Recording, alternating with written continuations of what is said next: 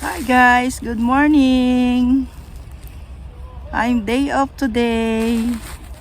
So, nag-walking muna ako dito sa park kahit medyo malamig. At nagdali rin ako ng coffee. Coffee po tayo. Tambay muna ako dito kahit mga 15 minutes.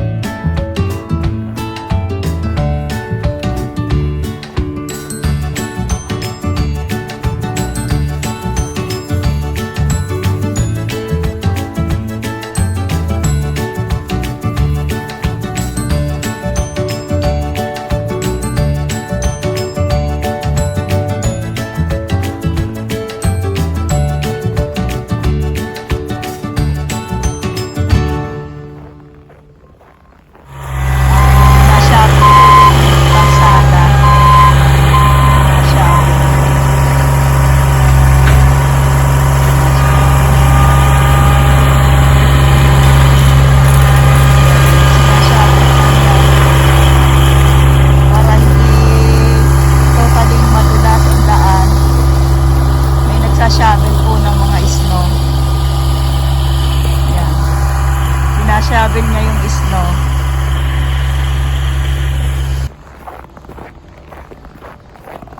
Yan guys, bali pabalik na ako sa bahay.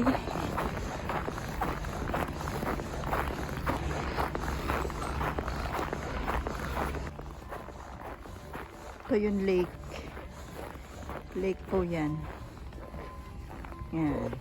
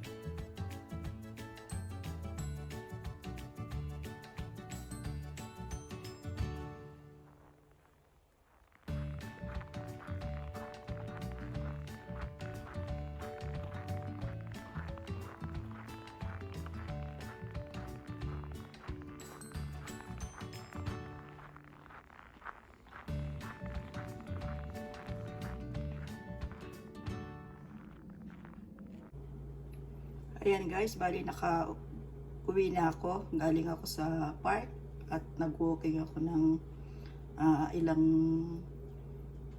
minuto. At andito na ako sa bahay. So ngayon, meron ulit akong pampano sa ref. So ito na lang ang lulutuin ko. Gagawin ko siyang sweet and sour. So, lilinisin ko muna po siya.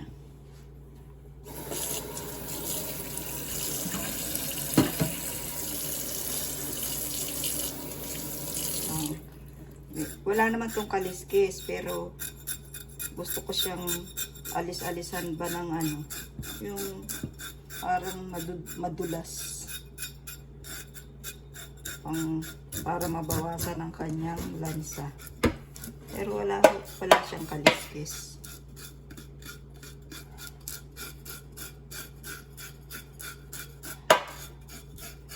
Mabilis lang to guys. At may trabaho na naman ako mamaya. Gabi na naman ako uuwi. So, ito yung inilabas ko na siya kanina bago ako nag-walking. Para sabi ko, pagbalik ko galing sa paglalakad na ito ko na. So, Bali, hindi na siya frozen. Ayan, no? Yung mga konting madudulas. Tinatanggal ko para mawala yung kanyang lansa.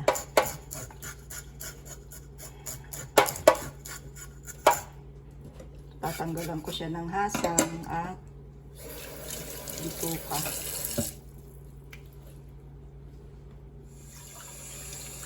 Ayan guys, bali natanggalan ko na siya ng hasang at bituka. So, lilinisin ko na lang siyang mabuti para mas mawala ang kanyang lansa.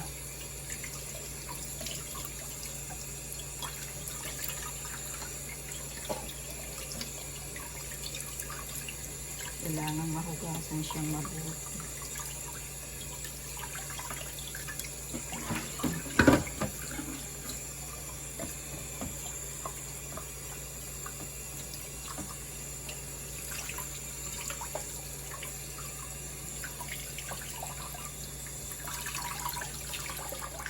Ayan, bali tapos ko na siyang hugasan.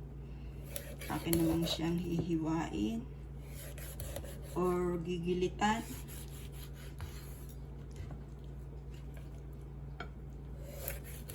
Magkabila. Doon ko siya lalagyan ng salt.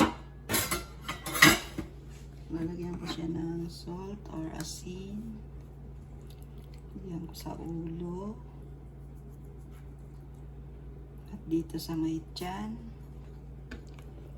Ayan.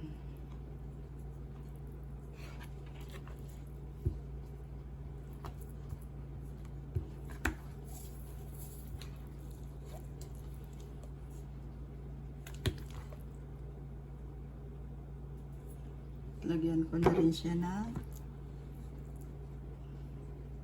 ground pepper.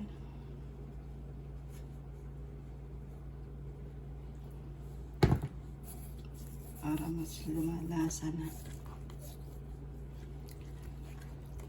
Magkabila ko siya lalagyan. Lagyan ko rin ng konti sa tiyan.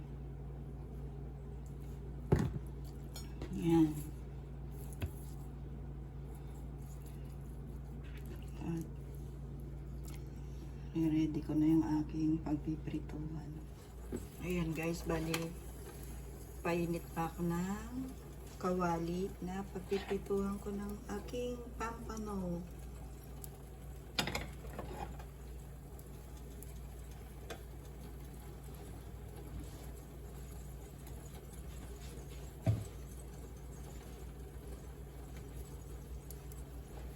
Ayan, at bali mainit na ang ating kawali. Lalagyan ko na siya ng mantika.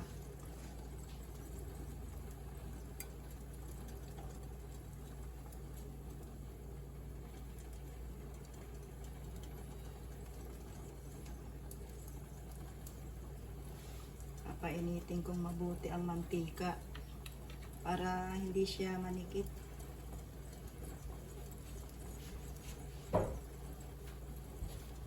Para hindi manikit yung aking piprituhin na isdang pampano.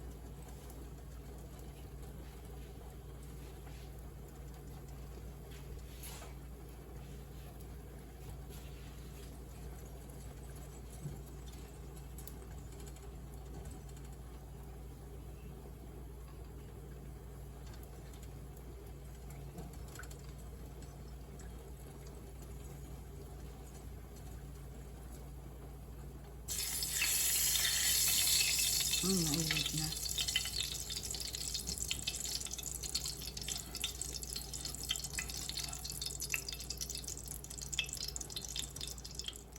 Ayan, bali mainit na.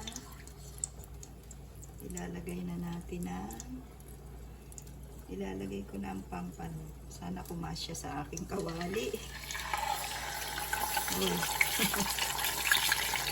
Sakto lang. Medyo nakalabas lang yung buntot. Pero okay naman siya.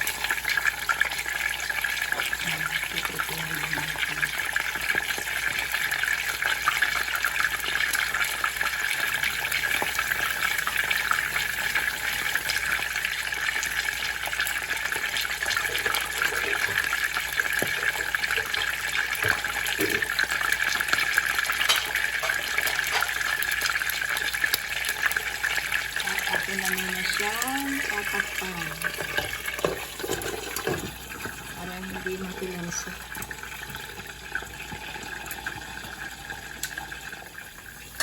Ayan, pwede na siguro niya. Bagot pa rin.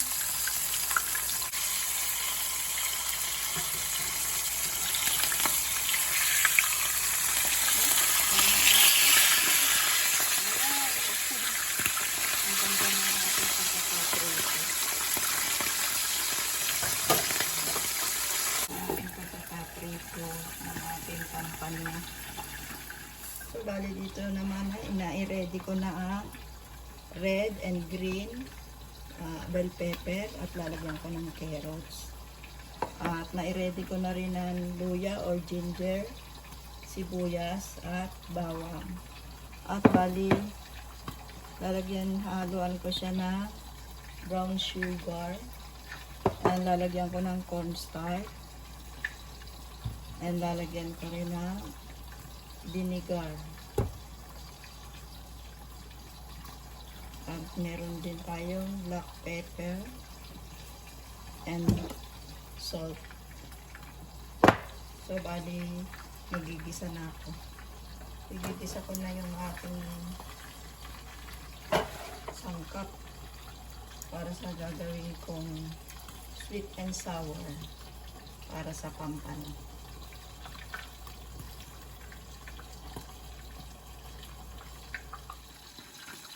Ayan guys, bali luto na yata itong aking piniprito ng sarsyadong pampano. Na-check ko muna bago ako maggisa ng mga sangkap. Para sa ating gagawin sweet and sour. Ayan, okay na siya. Pangilin ko lang muna. Nakamasunod.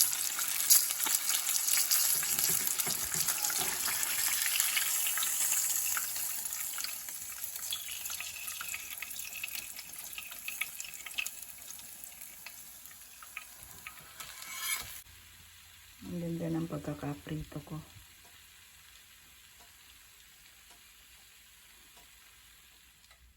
So, bali dito naman ako sa gagawin ko. Magigisa na ako ng para sa sweet and sour. Lagyan ko na siya ng mantika at mainit na ang ating kawali. So, unahin ko na itong luya. At mainit na ang ating kawali. Masyado nang nakainit. Susunod ko na itong bawang at sibuyas. Para hindi masunog ang aking luya. At masyado nakainit ang kawali ko.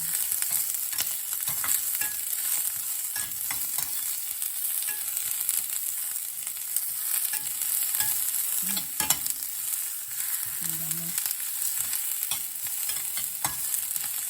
Lalagyan ko siya ng paminta.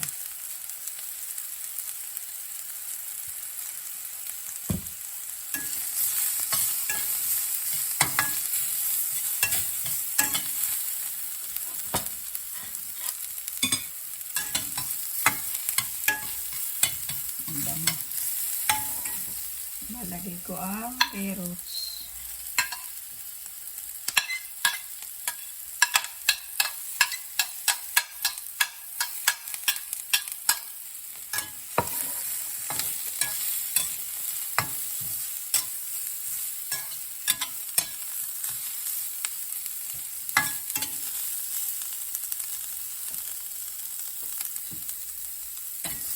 Hayaan ko muna siyang magisa-gisa ng konti para medyo maluto-luto ang carrots.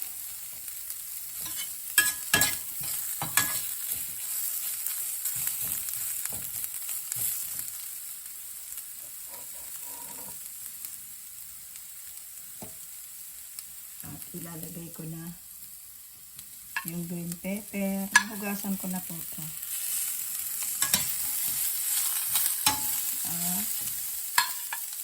Red pepper.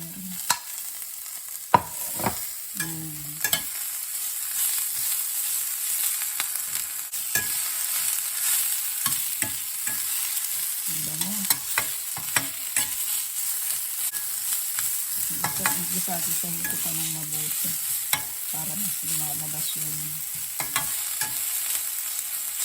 kanyang aroma. Naghahalo na rin amoy ng green and red pepper at lahat ng iba pang sangkap. Ayan. Ayan. Pwede mo siyang lagyan ng tubig. Lagyan ko siya ng isang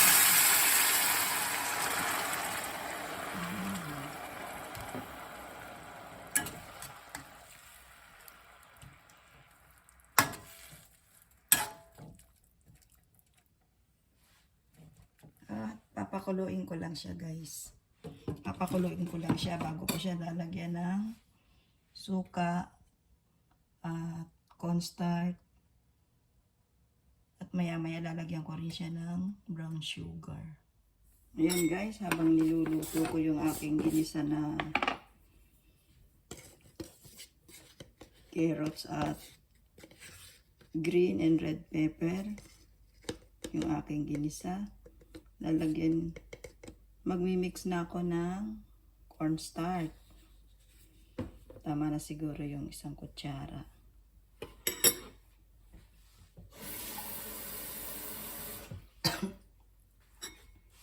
Lalagyan ko siya ng konting tubig para matunaw yung cornstarch.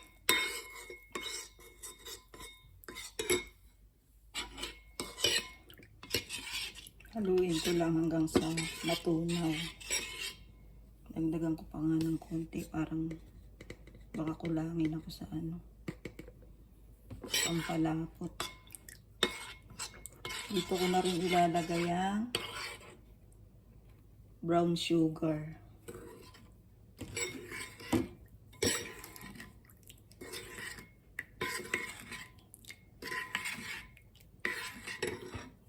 Sasabay ko na rin ang suka or vinegar.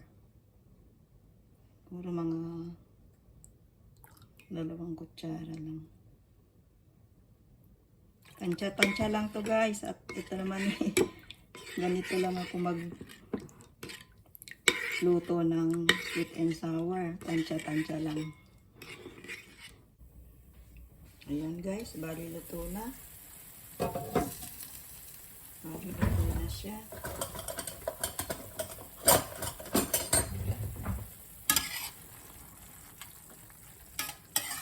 Ayan. Hindi ko nga pala siya nalagyan ng asin kanina. So, lalagyan ko siya ngayon ng asin.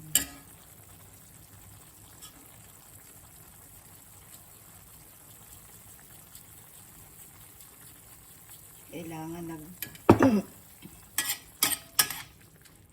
saktong-sakto lang yung tamis, yung asim, at yung alat.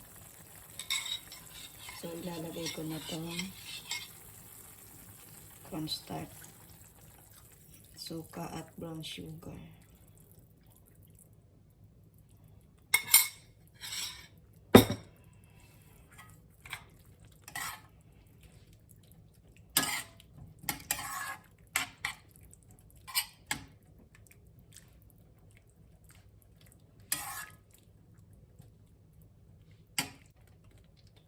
Okay na munang tatakpan. Saglit na lang to.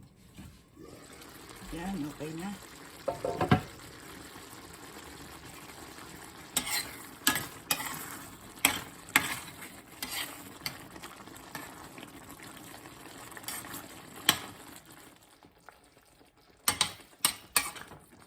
Okay na siyang titikman at pwede na siyang ilagay sa aking isdaang pampano.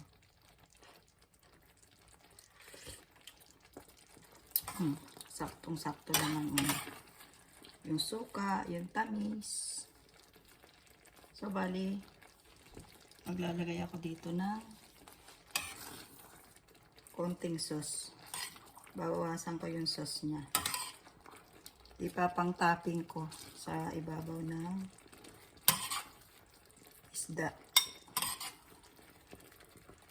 Yan. Yan guys. Wow. Ilalagay ko muna siya ng sandaling-sandali. Sandaling-sandali lang po. Para mas kumagat-kagat sa isda.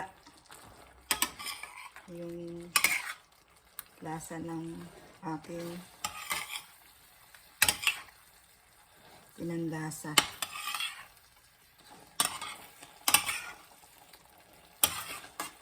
Yan. Para kumagat-kagat sa laman ng isda.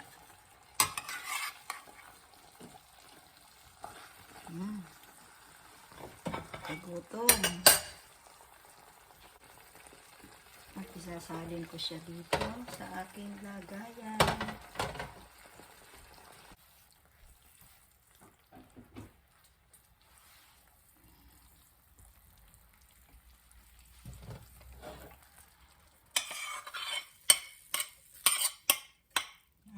At least marami yung aking nagawang sauce. At masarap to. Medyo marami-rami ang sauce. Para may pambahog sa kanin. Yan guys. Oh, ibubuhos ko na lang. Yan. Wow.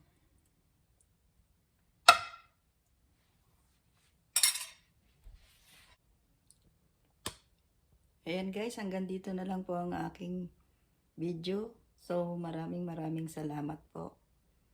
Thank you. Thank you for watching. Please subscribe sa aking YouTube channel. Bye-bye po.